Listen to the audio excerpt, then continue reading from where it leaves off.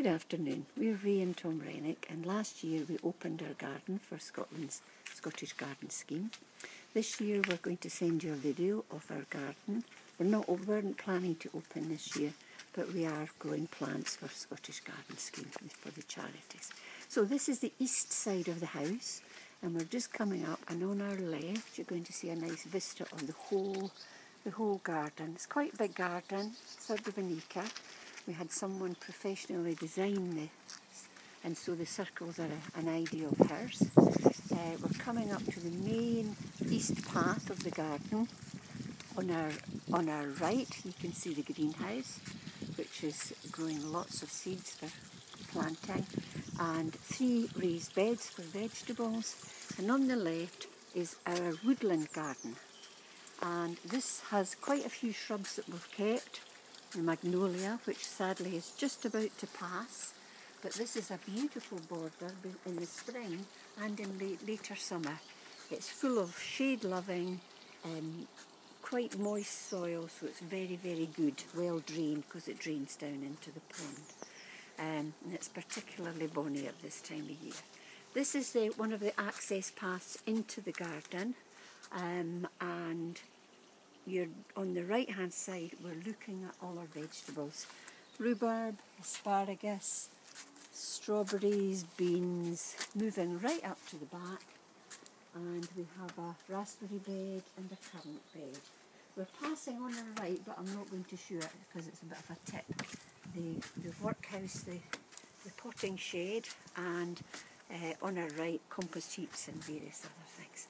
So this is moving on the south path, straight down, and very shortly you're going to get a vista of the whole garden. The border on our left is, I call it my conifer border. These conifers were all here, so we've kept quite a lot of established trees and shrubs because they gave the garden a lovely structure. So this border is mixed, some evergreen, some rhododendrons, and anything that was left in the garden that I thought was worthy of keeping. If you come down, as we go down this path, my favourite plant of the moment is Wilfenii euphorbia. It's an outstanding plant, and it's looked like that for about 4 to 6 weeks and still going strong. So we're going to just go round, take you a wee vista all round the garden. Excuse the washing hanging out. We've kept established hebes, and we've kept the big pine, and up on the left-hand corner of that border you can see some 3 beautiful azaleas that we kept from the previous owner.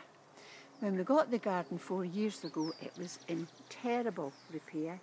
It hadn't really been gardened for about 10 years, and it's taken us 4 years just to get it into this kind of shape. This border, the woodland border from the other side now, you'll see there's blue muscari, which was already here. I just lifted it and used it again.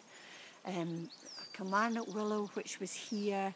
We put in a Prunus cerula, a nice hamamelis, and the rhododendron, which is an early flowering rhododendron in January. Coming down to the pond now you'll see there's a theme in the garden of a bright, bright blue. It's called Majorelle blue, and that we were inspired by a garden we saw in Morocco called Yves Saint Laurent garden, and the bright blue is all round the garden. There's a ducat and a chimney pot, and I've tried in the planting to echo the bright blues. So the pond is just wonderful. We had 2 ducks last week. I would recommend, if you don't have a pond, I would recommend you get one, because it's just wonderful for wildlife and entertains us all the time.